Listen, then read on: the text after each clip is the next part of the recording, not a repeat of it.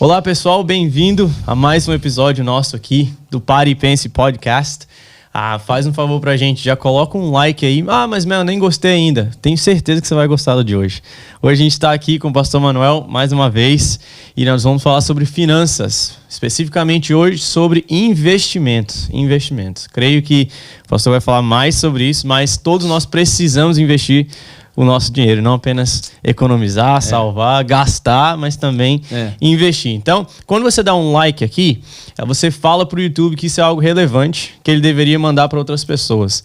Então, isso nos ajuda muito. E a nossa intenção é que você faça parte da mesa, que você se sinta como esse aqui é o seu podcast. Não é só um podcast que você ouve, você faz parte. A gente pega sugestões suas, a gente lê cada comentário. Então, você faz parte da mesa com a gente quando você dá um like, quando você deixa um comentário. Então, vamos para a conversa de hoje, que a gente vai estar vai estar construindo em cima da primeira conversa. Que se você não viu o vídeo ainda ou não ouviu, vai lá que vai ser muito bom. E hoje nós vamos falar baseado naquela introdução. Segunda parte, hoje sobre investimentos. É isso.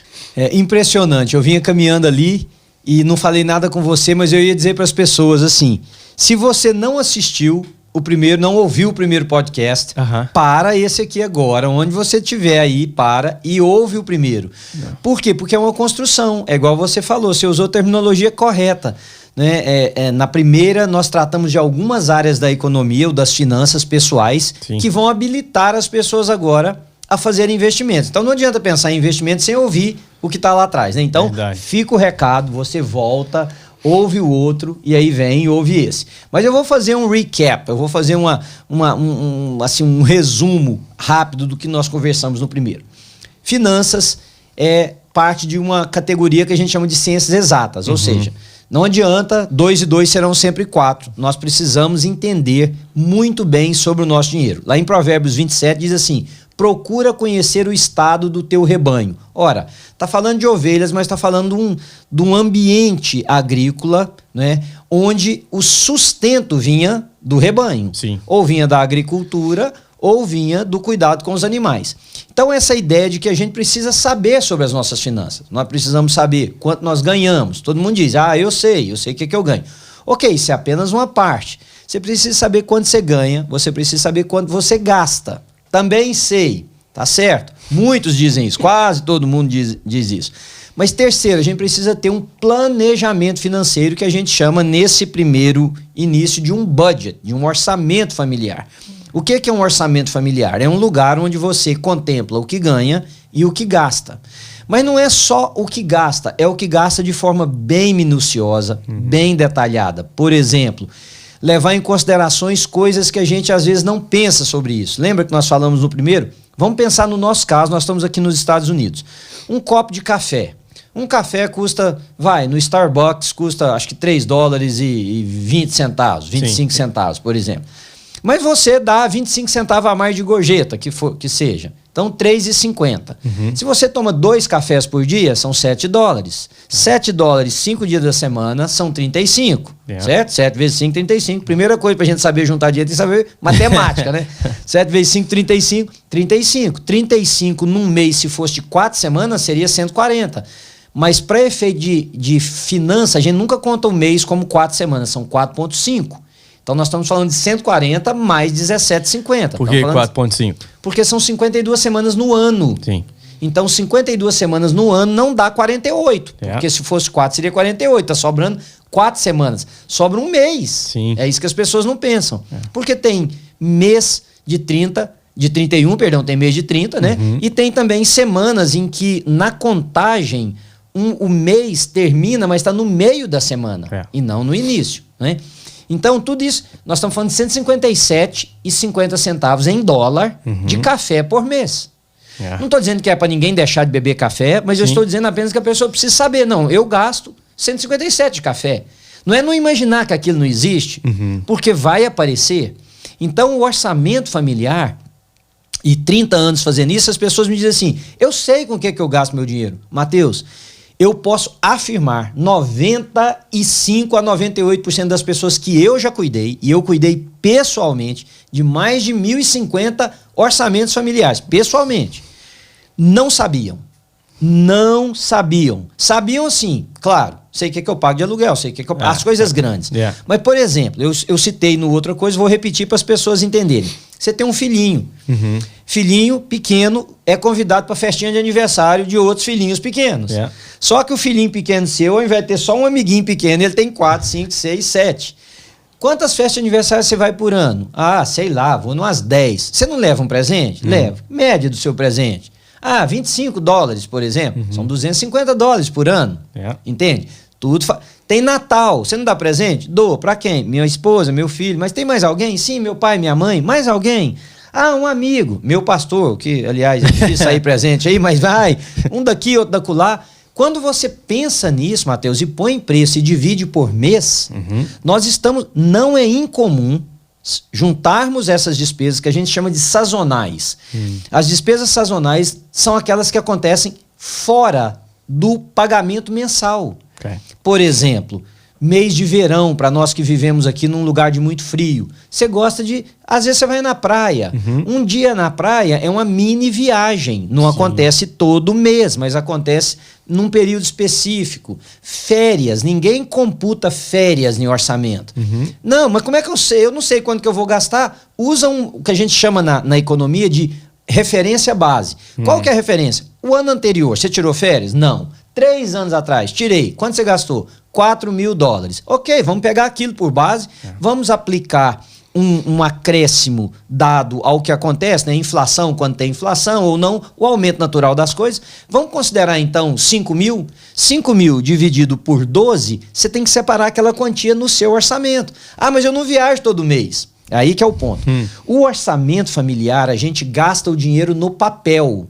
Não quer dizer que gastou da conta bancária. Legal. Você entende o que eu estou falando? Sim. Ou seja, no papel o dinheiro saiu, mas lá na conta ele está. De modo que aqui você zera, mas lá na conta tem o dinheiro da viagem, tem o dinheiro do presentinho, tem o dinheiro do Natal, tem o dinheiro disso, daquilo que você vai usar nas datas específicas.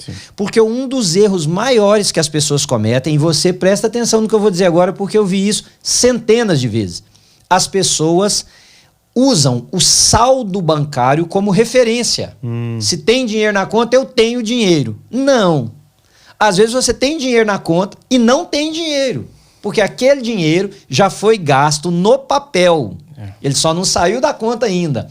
Então, há um ditado em investimento, e quando eu for falar sobre investimento, eu vou falar, por exemplo, na Bolsa de Valores. Eles dizem assim, o ditado em inglês é assim, ó. Plan your trade and trade your plan.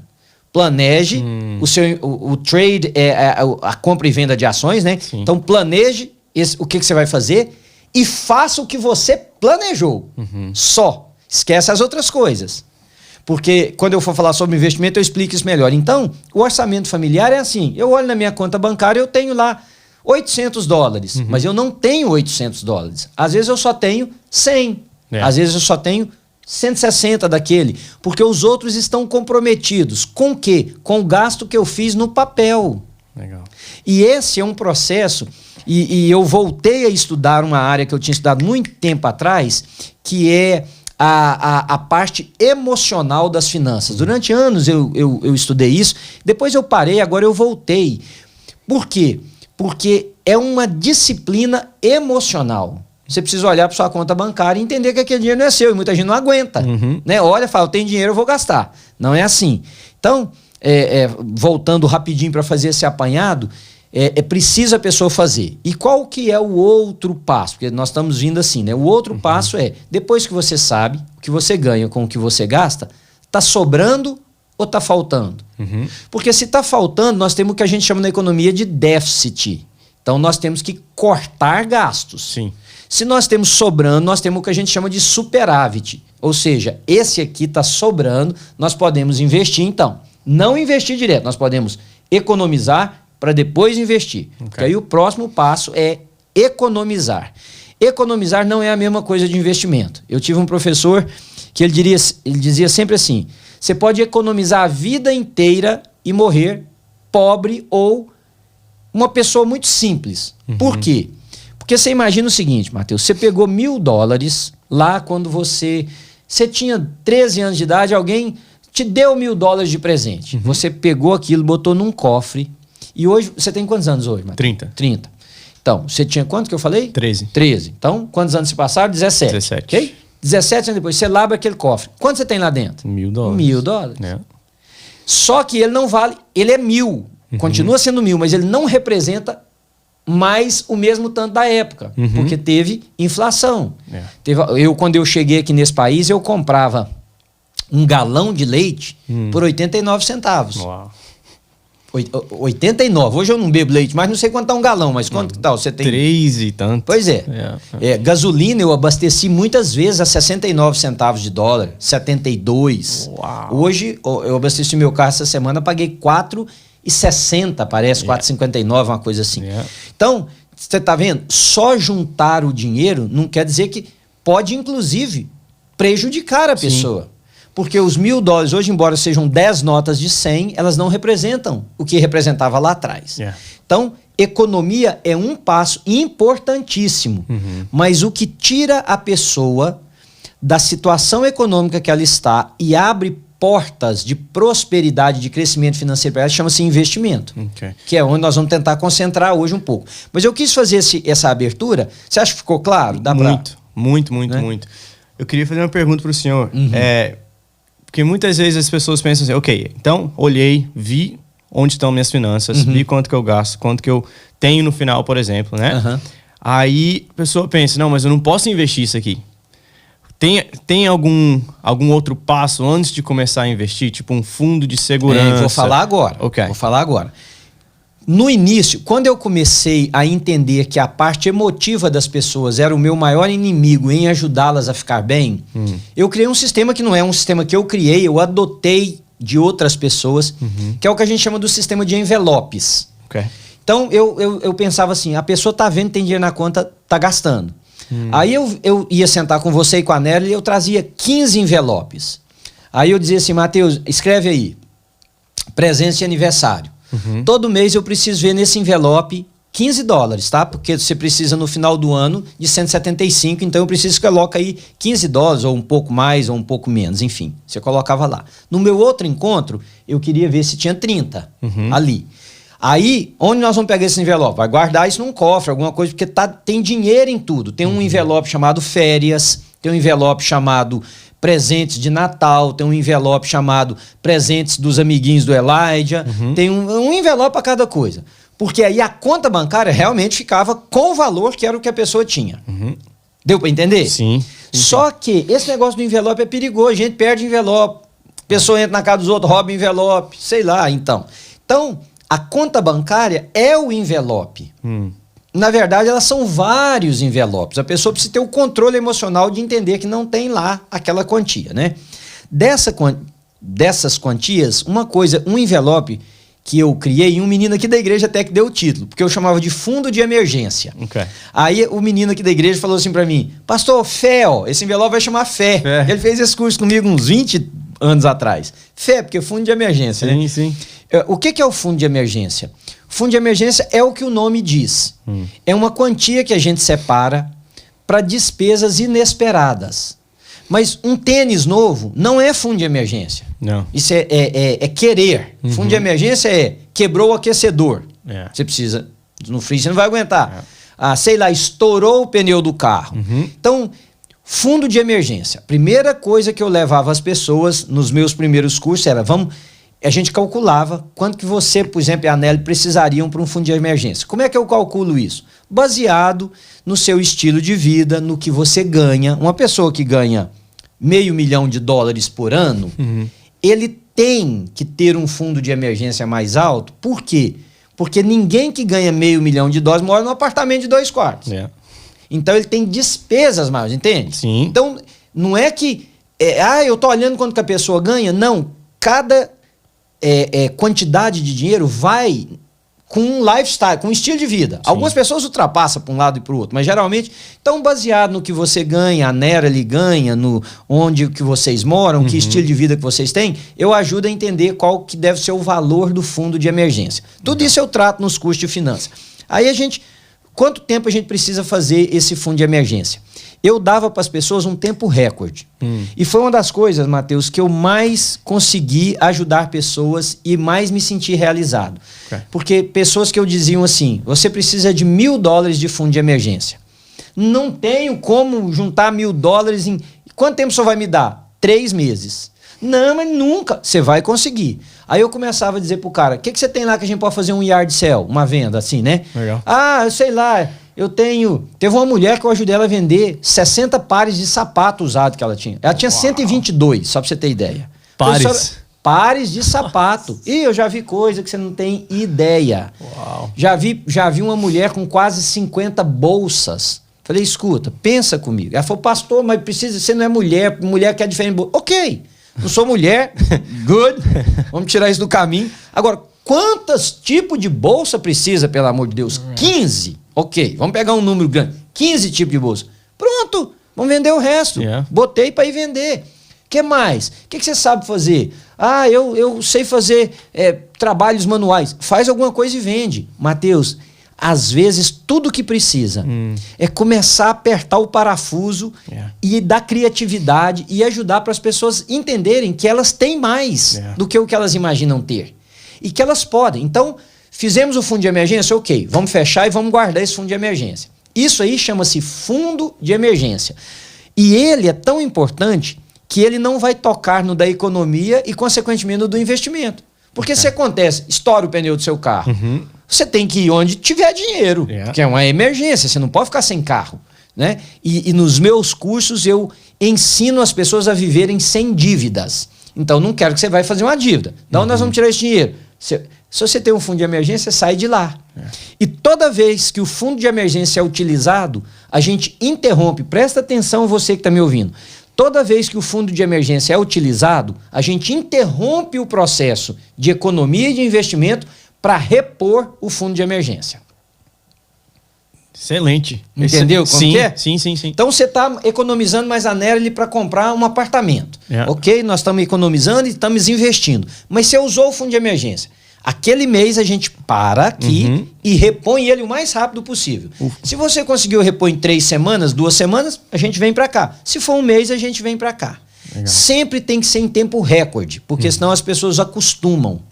Essa coisa da dinâmica emocional das finanças é, na verdade, o que mais impede as pessoas de prosperarem.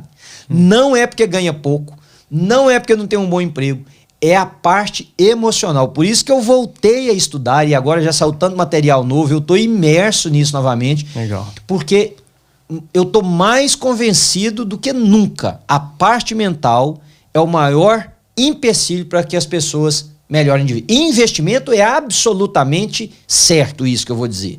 Mas fora do investimento, a parte mental também ocupa um espaço, assim, tem uma importância muito grande para a pessoa melhorar ou não de vida. Então, aí, vamos no que você perguntou. Nós fizemos o fundo de emergência, ok? E da agora para frente? Bom, da agora para frente, se o orçamento estiver equilibrado, porque se você tiver com dívida, a primeira coisa é pagar a dívida. Tá lá no primeiro vídeo que nós gravamos. Você vai eliminando as dívidas direitinho, né? Para você poder ter economia. Quando eu digo dívida, eu não estou dizendo do pagamento da casa, porque essa é uma dívida quase que para a vida, embora numa dessas eu ensino vocês a maneira de pagar a casa mais rápido. E muito simples, Mateus, e muito eficiente. Aqui na nossa igreja, nós temos, e assim, eu tenho que ter cuidado para falar isso, porque não pedi autorização a ninguém, mas nós temos um número de pessoas que hoje são mortgage free, que fizeram o curso comigo 20 anos atrás. E hoje moram sem pagar mortgage, sem pagar prestação. Imagine que bênção. Né? Eu, se Deus permitir, daqui 5 anos eu moro de graça. Eu moro sem pagar também. Paro de pagar minha casa. Amém. E assim, simples, Mateus, muito mais simples do que as pessoas imaginam. É como eu disse no primeiro vídeo. O tempo é o maior aliado. Então, quem começou lá atrás, né, ganhou mais tempo. Ah, mas eu esperei muito. Hoje é o primeiro dia do resto da sua vida. Você não está pensando em morrer semana que vem. Pode até ser que você morra mesmo, mas você não está assim na agenda. Não faz parte dos planos. Não faz parte dos planos. Então vamos começar como se fosse viver 50 anos, mas vamos fazer a coisa direitinho, né? Então, se lá atrás tiver que fazer corte, tem que sobrar dinheiro. tem que sobrar dinheiro. Mas não sobra, a pessoa me diz, o meu não sobra. Sobra, nós temos que baixar o seu nível de vida, então. Ah, mas eu já vivo nhenhenhê. Você quer que sobra? Tem que baixar. Ou você tem que ganhar mais. E a maioria das pessoas que eu cuidei não precisaram abaixar. Bastava ajustar algumas coisas, incentivar a pessoa a ganhar. Olha que coisa interessante. Eu estava fazendo uma live com o pastor Jeremias. E muitas pessoas, alguns milhares de pessoas ouvindo. Eu não sei se você se lembra, na outra live ele deu o testemunho de uma mulher que começou a fazer bolo. Ela falou assim, todo mundo apreciava demais meus bolos. Eu ouvi o pastor Manuel falando, ela estava fazendo uma renda extra considerável quando eu fiz o outro live com o pastor Jeremias 3 meses depois. Uau. Com bolos. A venda do bolo. A venda do bolo. E tem tantas outras coisas. Tem gente que me contou que começou a fazer crochê, tricô. Teve gente que começou a fazer enfeites. Olha, desculpa, Edmar, vou usar isso aqui. O Edmar estava dizendo que a mulher dele sabe fazer coisas manuais muito bem feitas. Sim. Às vezes pode ser uma fonte de renda, entende? Sim. Que ela não explorava porque nem imaginava que podia. E basta a gente... já está explorando, né? Basta a gente dar um empurrãozinho e vai começando a aparecer dinheiro. Tive uma adolescente fazer isso agora. Do nada. Ela fez uma página no Instagram e começou a fazer, era principalmente agora, né, na época do Valentine's Day e das mães, do Dia das Mães. Ela começou a fazer, ela é muito boa em fazer sobremesa. Aí ela fez algumas caixas simples que falam Feliz Dia das Mães, aí com um morango, dip num chocolate.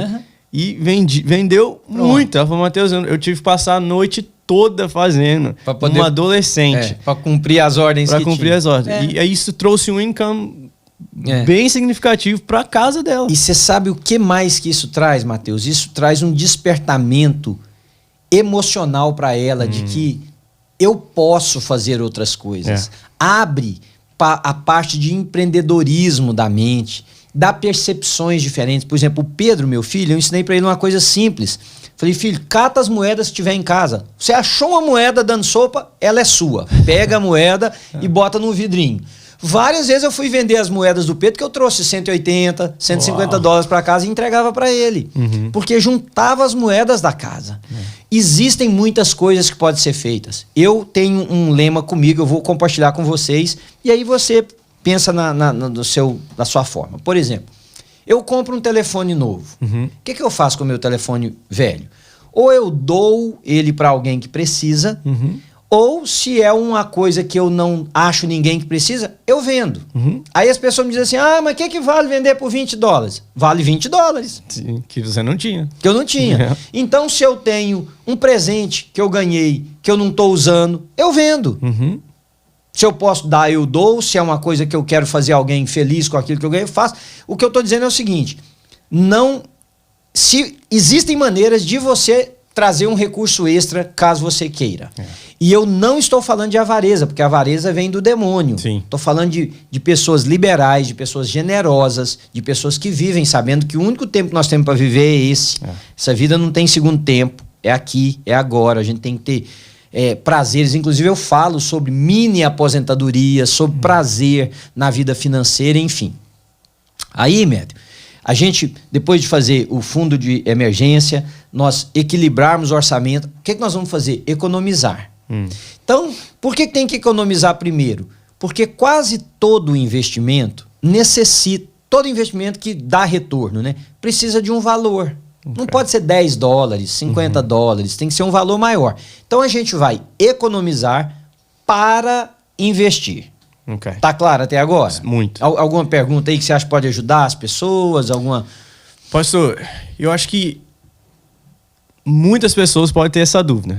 Mas eu não tenho o suficiente para investir. O que o senhor falaria? Usa o meu exemplo. Tá?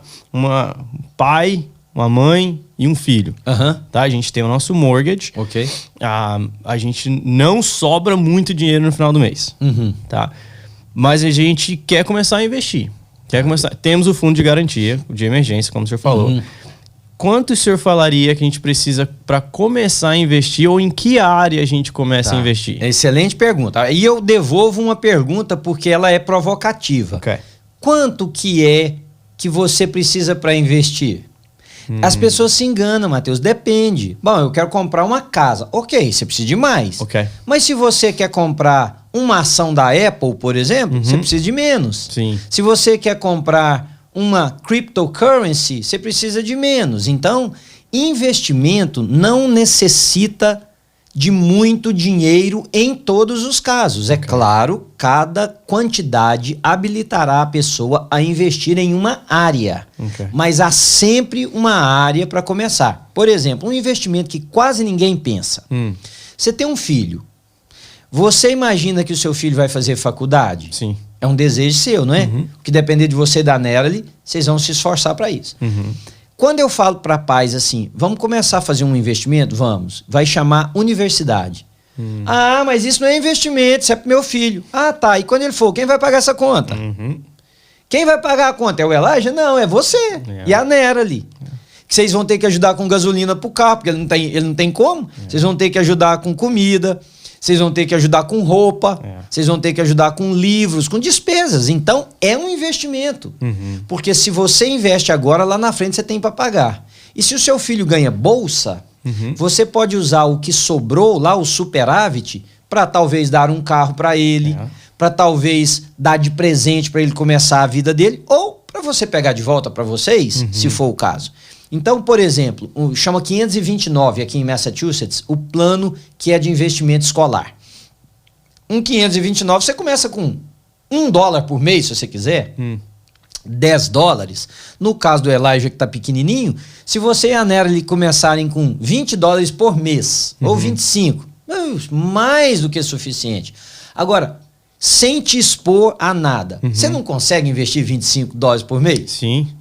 A grande maioria consegue. 529 é o nome do plano? Anota aí, pessoal. 529. Né? Ah, onde eu vou achar esse plano? Olha, tem as financiadoras que fazem isso. Né? Por exemplo, a Fidelity faz, a Charles Schwab faz, Morgan Stanley faz, tem inúmeros. T. Rowe Price faz. Quando eu fiz para os meninos foi na Fidelity. Então a Fidelity, mas não estou dizendo que tem que fazer na Fidelity, só 529. Citando. Outra coisa, um outro investimento que as pessoas não pensam. Você pensa em aposentar, ok? Na aposentadoria, qual é a mentalidade?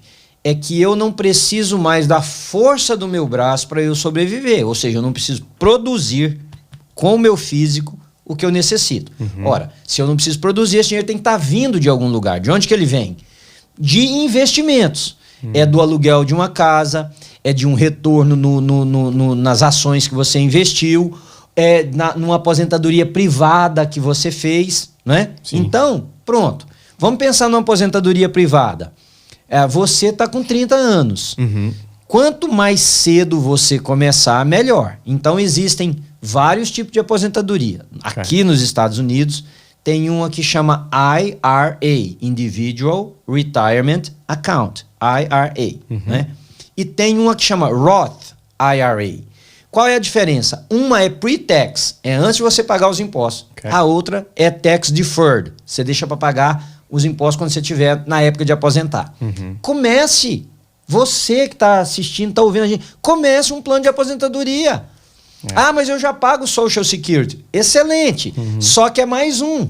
Então, se o Social Security vai te dar um cheque de $800 por mês e a sua aposentadoria individual que você fez te dá mais 500, já são 1.300 para você poder juntar na sua sobrevivência. O pessoal do Brasil que ouvir esses valores em dólares, 800, 500, vai pensar é muito dinheiro. Aqui não. Só para você ter ideia, o aluguel de um apartamento de 1 quarto, onde nós estamos, em lugar simples, vai custar $1.500 para a pessoa, por mês. Então, é a realidade daqui, mas você pensa no Brasil na sua realidade. No Brasil também tem o que chamam de aposentadoria privada. Você pode pagar o INSS, que vai te dar uma aposentadoria, e você fazer uma aposentadoria privada. Você consegue, Matheus, começa com $100 para você, $100 para a Nerly, são 200 por mês. Ah, mas só 200? Veja, em economia tem uma coisa que a gente chama de compound. O compound ficou fácil das pessoas entenderem por causa da pandemia, você acredita? Veja, quando eu penso assim, eu peguei corona, Okay. Matheus pegou corona de mim, passou pro Luiz, passou pro Edmar. Nós estamos contando em forma linear, ok? Então, passou para um, 2, passou para outro 3, para outro 4. De compound é o seguinte, eu passei pro Matheus, o Matheus passou pro Luiz. Mas quantas pessoas têm contato com o Matheus? 50. Quantas com o Luiz? 30. Então, eu não passei para 2, eu passei para 80. A mesma coisa funciona com juros. O juro, ele é compound. É juro em cima de juros. Então, quando você começa, mesmo que seja com pouco, mas você tem tempo, o tempo é o seu aliado. Então, você começa com IRA, porque as pessoas sempre pensam em forma linear. Sim. Ora, $100 por mês vai dar 1.200 por ano. 1.200, em 5 anos eu não tenho nem 10 mil dólares ainda. Engano. Engano. Às vezes, em 5 anos, você ultrapassou 10 mil dólares. Não, mas eu não depositei esse tanto. Lógico, você não depositou, mas o seu dinheiro está sendo investido. Então, você não pode contar 100 mais 100. Você tem que contar 100 mais 100 mais o que o investimento rendeu. Ah, mas o investimento rende pouco. Rende pouco enquanto ele é muito conservador. Se ele for um pouco mais agressivo, você pode ganhar muito mais. Tá fazendo sentido? Sim. É só porque, como o tempo não é tão grande para explicar tudo, eu quero dar as bases para pessoas entenderem. Então, o ponto é, comece. Você que está me ouvindo, comece. Para de pensar nas outras coisas. Comece. Tem gente que diz assim, uma vez eu me lembro, quantas vezes eu respondi essa pergunta nos meus cursos de finanças. Onde que o senhor espera que eu vou chegar economizando só $100 por mês? Aí eu pergunto assim, quantos anos você tem? Vai, 48. Você tem alguma coisa de economia hoje? Não. Você tem algum investimento? Não. Então você já respondeu. Se você tivesse começado 20 anos atrás, você não estava aqui me fazendo essa pergunta. Entende? Onde é que você vai chegar? Você vai ter alguma coisa. Sim. Ah, aí você pega aquele dinheiro, você compra um imóvel. Você dá entrada no imóvel. Esse imóvel, e numa outra hora de finanças, a gente pode falar sobre os investimentos específicos na área de imóvel. Esse imóvel vai te dar um retorno. Então, ele vai se pagar. Você imagina, você compra um apartamento, você dá a sua entrada, você põe o Luiz para morar lá, o Luiz vai te pagar o aluguel vai pagar o mortgage, vai sobrar $100 pro Matheus, o Matheus pega esses $100 e investe ele numa outra coisa. Mas tem que começar. Então, comece economizando. Junta. Tá. Então, eu já falei, olha, 2 formas com pouco dinheiro. Sim. E paralelo a isso, o que eu ajudo as pessoas? Você tem filho? Vamos fazer um 529. Você tem aposentadoria? Não. Vamos fazer um IRA. Qual dos dois? Roth ou single? Ou simples? Isso aí depende de pessoas, mas é fácil também de descobrir depois, porque tem que ver quanto que você ganha, qual que é o tax bracket que a pessoa inclui, enfim. Aí ajudo, vamos fazer isso, vamos. Agora vamos fazer um outro investimento qualquer outro investimento. Porque uma das bases da economia e da finança é a diversidade. Né? Tem gente que, por exemplo, eu venho de um contexto agrícola e tem gente que fala assim, eu vou comprar boi, por exemplo. Vou comprar boi. Ora, a arroba do boi cai. E tem épocas que o boi não vale quase nada. E isso acontece em todos os mercados, tem oscilações. Mas se você tem boi e soja, por exemplo, falando agora de uma coisa bem da roça, o boi caiu, a soja está em alta. Sim. Ou vice-versa. Ou se você tem gado de corte, que é o que mata, e você tem de leite, o leite está ruim, o corte está bom. Entende? Sim. Diversidade. Se você tem imóveis e se você tem ações, a ação caiu, o imóvel está em alta. Se você tem aluguel e você tem criptomoedas, por exemplo, igual agora, as criptos estão lá embaixo, né? Caiu demais. As outras coisas estão se sustentando. Então, investimento é diversidade. Eu falei do college, eu falei da conta de aposentadoria individual. Sim. Mas aí a pessoa me diz assim, eu tenho um dinheiro agora guardado, o que é que eu faço com ele? Então, sem dizer o que você deve fazer, eu vou responder isso dizendo de algumas considerações que todo mundo tem que ter, Matheus.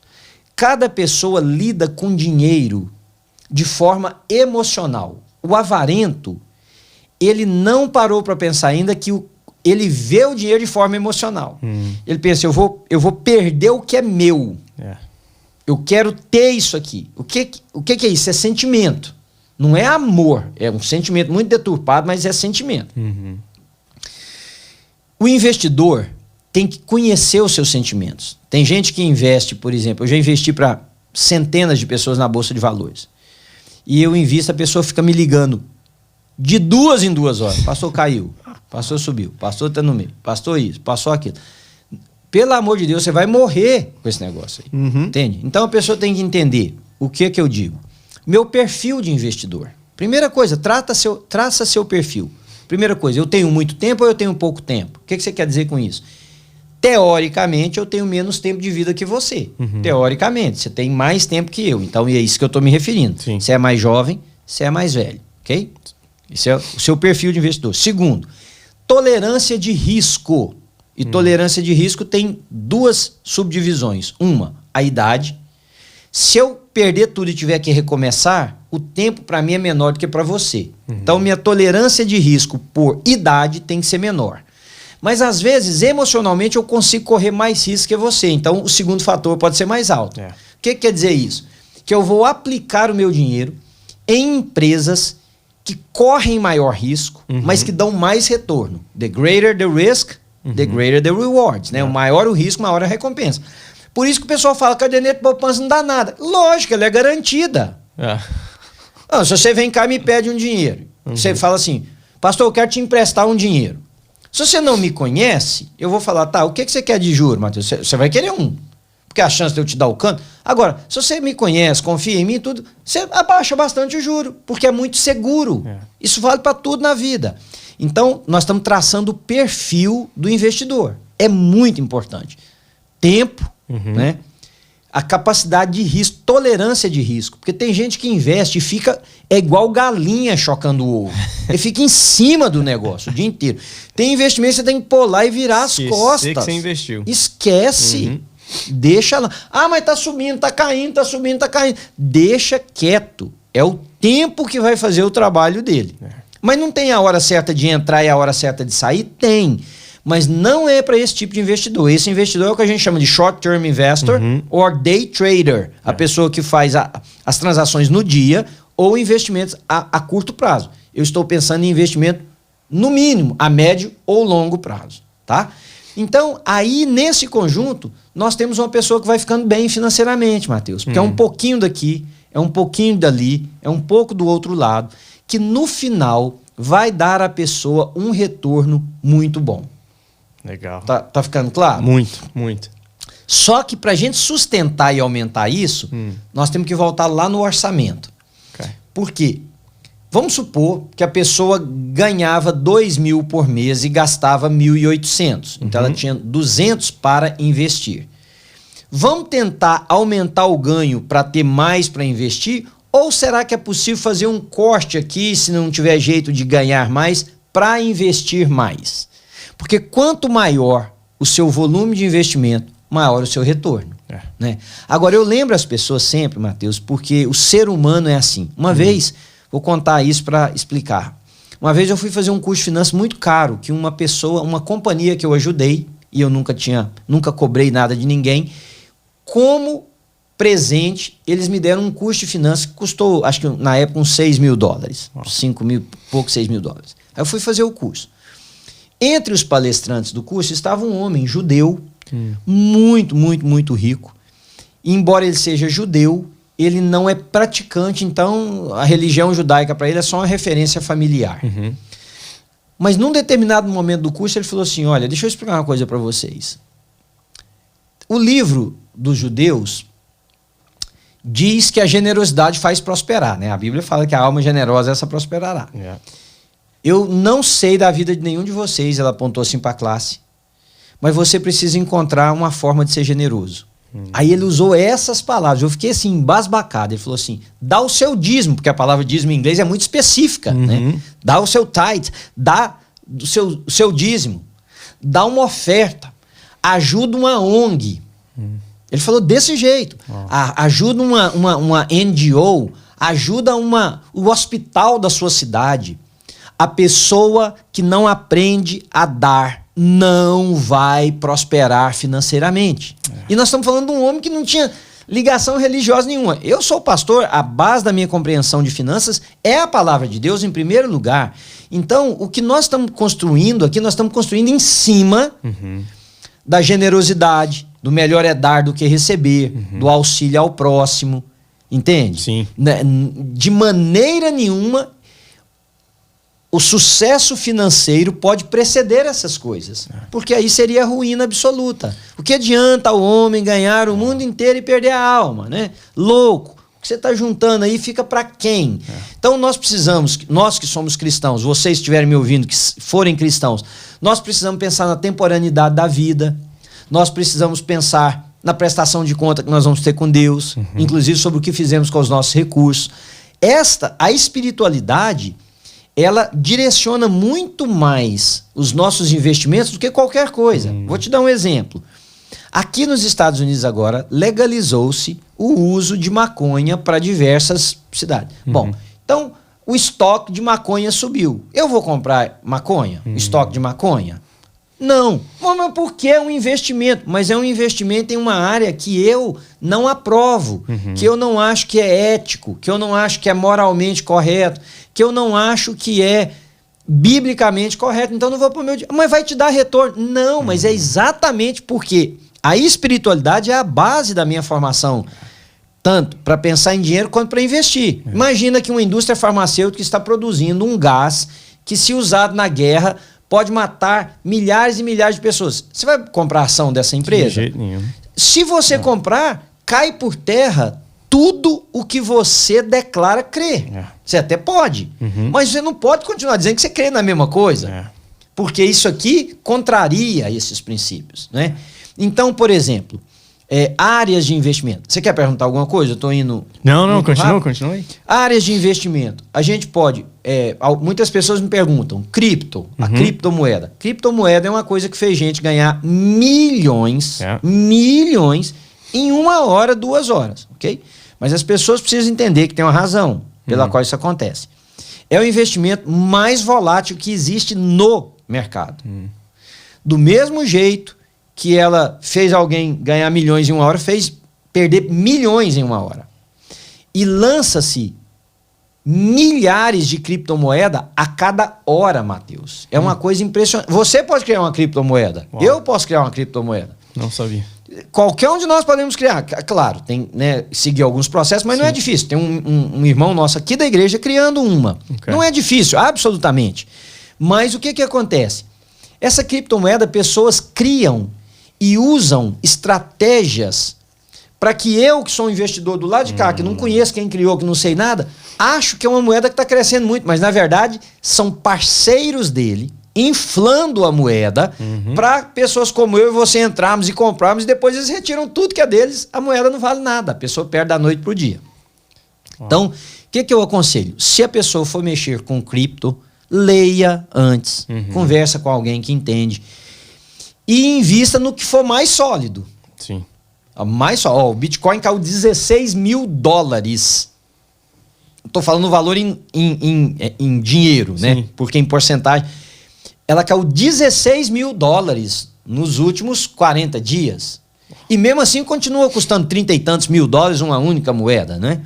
Então converse com alguém, entenda e aí depois vai fazendo. Mas cripto, muito, muito, muito delicado.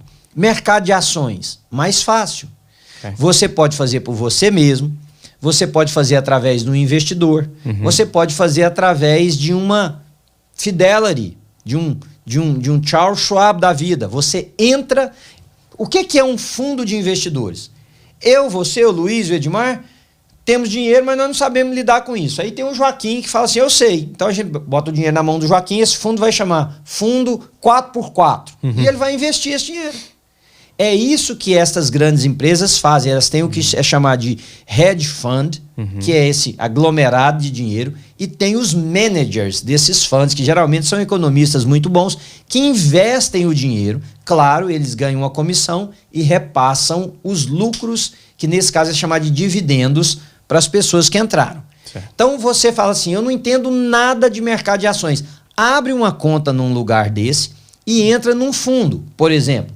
A Fidelity tem um que chama Vanguard, que é um fundo que historicamente tem dado um retorno muito bom. E tem vários outros, tem um que chama Magellan, tem vários. Então tem alguém investindo para você. Né? Então você pode arrumar alguém para fazer particular, você pode arrumar um grupo desse, você pode você mesmo investir. Para você mesmo investir, você tem que abrir uma conta.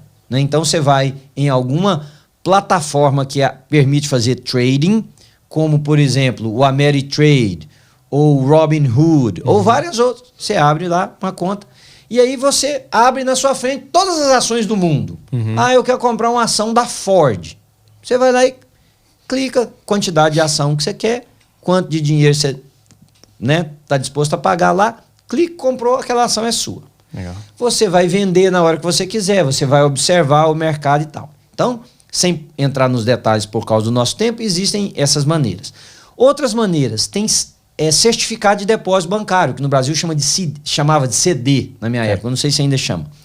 O que é isso? O banco, todo o dinheiro que o banco empresta, Matheus, quando alguém vai comprar uma casa, fazer alguma coisa, não é dinheiro do banco, é dinheiro dos outros. Não sei se você sabia disso. Não sabia, não. O banco pega o dinheiro das contas de investimento para reinvestir. O banqueiro não tem aquele dinheiro todo, não. O que ele tem é o seguinte, ele tem uma porção de contas que não pode ser de checking account, porque o checking account você pode pôr hoje, tirar amanhã, tem que ser de savings ou de CD. Ele olha para todo aquele dinheiro que ele tem que pagar um retorno e ele fala assim, onde eu ponho isso aqui que vai me dar suficiente para me ter e para me pagar para essas pessoas, entende?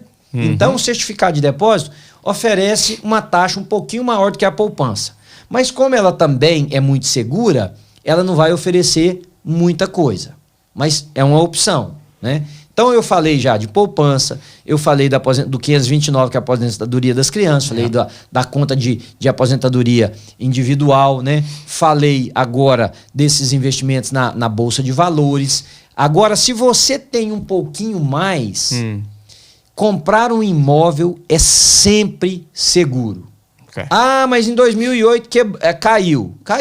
Eu tinha casa em 2008. Minha casa está aí até hoje. E a valorizou. O que é o problema? É para quem usa o mercado imobiliário como forma de investimento a curto prazo. Tudo que é a curto prazo, a pessoa tem que entender muito do investimento. Porque pode ser que o imóvel caia, mas volta. Passa alguns anos, ele volta. Seu apartamento está alugado. Lembra que nós alugamos ele pro Luiz? Luiz está lá morando, pagando o aluguel. Pronto. Caiu, vale 100 mil hoje. Deixa. O Luiz está pagando o aluguel. O aluguel você está pagando a prestação. Um dia o seu apartamento vai voltar a valer 200, 300, seja lá o que for. Entende? Sim. Então, aí quando a pessoa tem um pouquinho mais de dinheiro, ela pode entrar no investimento imobiliário. O investimento imobiliário contempla algumas coisas. Não basta a pessoa ter o dinheiro. A pessoa precisa ter crédito. Né? Que é uma área para a gente falar específica sobre ela uma hora. Precisa de crédito. E a pessoa precisa de ter a habilidade de pagar a prestação. São 3 coisas que os bancos olham. Ability to pay, habilidade de pagar. Willingness to pay, que é a vontade de pagar de volta, porque muita gente não tem a vontade de pagar de volta, que é o crédito. E o collateral. Collateral é o que você está disposto a perder caso não dê certo. No nosso caso, é a entrada. Você põe, sei lá, 20% numa casa. Se você perder, você vai perder aquilo. Né? Então, o investimento imobiliário é um investimento muito, muito, muito bom. Porque ele dá um retorno pequeno no início, mas quando ele for pago, o retorno é maior e você tem toda a valorização do investimento. Quem usou isso aqui nos Estados Unidos com uma habilidade muito grande foram os imigrantes portugueses. Não é incomum você encontrar um imigrante português que seja dono de 3, 4 casas. E quando eles aposentam, eles vivem do que eles chamam de renda, né? Que no nosso caso é o aluguel daquelas casas. Então, paralelo a isso, Matheus, só para fechar esse investimento, lembrar que o Social Security, ou no Brasil, que eles chamam de INSS, todo mundo fala, não vale a pena, não vale. Vale a pena. Porque é um pouco garantido que você tem para juntar com os outros. Né? No seu caso, provavelmente quando a gente aposentar aqui, nós vamos receber do Social Security cerca de $800 por mês. 890, talvez 900, 1.000 máximo. 1.000 é pouco? É muito pouco. Mas se eu já tenho mais 1.000 vindo de outro lugar, entende? Sim. Junto. Só os 1.000 é muito pouco. Mas eu não trabalho, não gosto de trabalhar com ninguém que invista só em uma coisa. A gente diversifica. Porque, novamente, é a Bíblia. Lança a sua semente, lança para a direita, para a esquerda, você não sabe qual vai dar certo. Né? Então a gente lança, se as duas derem certo, maravilha. Se só uma der certo, a gente tá seguro. Pastor, isso é tão bíblico tudo que o senhor estava falando. Eu fiquei pensando esse tempo todo, como assim, a Bíblia sempre nos leva, né, para investir naquilo que é para frente. Isso. A gente tá numa geração, eu falo geração microwave, né? Geração micro-ondas. A gente quer investir hoje para ganhar amanhã. Isso. A gente quer o negócio, não, mas se eu investir 1.000 agora, quando que eu vou ter... Não é sobre isso. É sempre no longo prazo, é sempre no daqui um tempo, isso aqui vai valer a pena, né? Eu brinco, eu cuido de adolescentes aqui, né? Eu falo direto com os small group leaders. Ah, Matheus, os meninos não estão mudando, não tá dando... Mesma coisa, né? Não tá dando fruto, né? Aí eu falo, cara, a gente tá aguando. Isso. A gente tá aguando uma planta. A gente nunca sabe quando vai vir. Né? E às vezes vem muito lá pra frente. Anos depois. Matheus, o cara que fica rico da noite pro dia é esse aí que não pensa no amanhã. Ele fala assim, eu vou fazer uma coisa louca aqui agora. Pode dar certo. Mas também é o que fica pobre. Então, o que eu tô ensinando são as bases mais conservadoras de investimento. Dentro delas, a gente começa a ser agressivo. Sim. Existem várias maneiras de ser bem agressivo. Né? Por exemplo, uma startup no Iraque. Ela vai dar um retorno astronômico, porque a chance de alguém explodir uma bomba lá e acabar com tudo é muito grande. Mas se nós estamos dispostos a correr risco, vamos entrar numa ação dessa. Ou você comprar uma ação da Petrobras, por exemplo, é muito mais seguro do que você comprar uma ação de uma indústria que está tentando operar pela primeira vez na Venezuela, onde a economia pode revirar da cabeça para baixo, de ponta cabeça da noite para o dia, entende? Sim. Então, existem também coisas mais agressivas que a gente pode fazer. Por exemplo, explicando sobre a Petrobras. Coincidiu de eu estar dando curso de finanças na época em que a Petrobras... Eu ajudei muita gente a ganhar muito dinheiro com a Petrobras. Legal. Porque ela chegou a custar R$1,70 a ação. R$1,70. $1,70, perdão. Aí muita gente diz, vai quebrar. Falei, gente, quantas petroleiras nós temos no Brasil? Você sabe quantas? Sei não. Eu vou te dizer, uma. Chama Petrobras. É a petrolífera do Brasil. Ora, para a Petrobras faliu a empresa multinacional. É uma empresa governamental, ela não é privatizada. Não era, pelo menos na época, né? Aí o que eu disse? Isso vai voltar, isso é jogo político, isso é aquilo. E alguns dos meus alunos compraram muito. Muito. Eu mesmo ganhei também na ação da Petrobras. Podia ter ganhado muito mais, mas não tinha mais para investir. Mas eu tive um menino que estava na minha classe, ganhou $25 mil. Uau. Em 40 dias. Então, investimento. Por quê? Porque voltou. E ela nem voltou. Ela simplesmente dobrou de 1,40 para 3 e pouco. Entendeu? Então, assim, nós estamos estabelecendo bases. Por isso que nesses podcasts não existe maneira de eu ensinar o que a gente ensina num curso por causa do tempo, enfim. Mas as bases é o que sustenta. Lança boa fundação. Novamente a Bíblia. Tem gente que constrói sobre a areia, tem gente que constrói sobre a pedra. Sobre a areia não é o tolo. Sobre a areia é o empreendedor. O empreendedor, aquele cara, se nós olharmos para a Bíblia daqui a pouco, aquele cara foi o esperto. Ele produziu a casa mais rápido, com menos custo. Em nível de ouro, ele é o inteligente, ele é o esperto. O outro é o conservador, o tantã, porque ele gastou tempo, ele gastou mais material, ele construiu sobre a rocha. Mas quando vem o impensável da vida, aquele esperto foi quem viu tudo que ele fez cair por terra. Então, a Bíblia, Mateus, eu já devo ter lido uns 500 livros sobre finanças, mínimo. Não existe livro como a Bíblia. Para finança, esquece se você é crente ou se você não é crente. Pega os princípios e aplica. Né? Você vai entender tanta coisa. Quem é o homem, a Bíblia diz, que querendo construir uma torre, não para antes para fazer a conta, ver se tem um dinheiro. Tem gente que entra em imóvel. Por exemplo, aqui na crise de 2008, eu vi 50 pessoas da igreja perderem seus imóveis. E muitos vinham chorar para mim, eu falava, eu sabia que você ia perder. Mas como? Eu sei quando você ganha. Não é aquilo ainda? Como é que você entra nesse negócio que é lógico? Você tem que pagar X, você ganha Y. Da onde vem essa diferença? Ah, mas eu conto. Pois é, esse era o problema. Você contava com, não fez as contas. Porque a Bíblia diz assim, para não sendo que aconteça de vir a ruína sobre ele, ele ainda seja envergonhado diante dos outros, né? Então, eu vou dar uma sugestão final, que esse podcast nosso tá longo, quase deu 1 hora aí já. Leia a Bíblia para você investir. Pensa coisa boa. Você pode até ganhar uma outra coisa que você não esperava ganhar, que é a vida eterna, encontrando Jesus. Imagina, você vai estudar lá por causa de dinheiro, de repente você encontra com o dono do dinheiro, que é Jesus de Nazaré, né? Mas e você que é cristão, leia a Bíblia. Para de ouvir os caras que ficam aí com autoajuda, com esse negócio. Leia a Bíblia e faça uma coisa fundamentada na verdade, na luz. A Bíblia fala que a gente tem que andar na luz, Mateus. Na luz, nosso investimento tem que ser na luz. Entende? Sim. Porque quem anda na luz tem comunhão com Deus e tem comunhão com o próximo. Então a Bíblia, além para nós do que nós cremos ela ser a única regra de fé e prática, a palavra inspirada por Deus, ela pode ajudar as pessoas que quiserem trabalhar o seu dinheiro. Né? Amém. Então, espero ter te ajudado, né? Pastor, obrigado. Nada. Muito obrigado. Meu irmão, se você foi abençoado, eu creio que você foi por essa conversa nossa aqui hoje. Deixa no comentário aí. Nem que seja um obrigado, isso me ajudou muito. Manda para alguém, porque se te abençoou, pode abençoar outras pessoas também. É isso. A estarem melhor, viverem de forma melhor e investir o seu dinheiro que vem do Senhor para nós.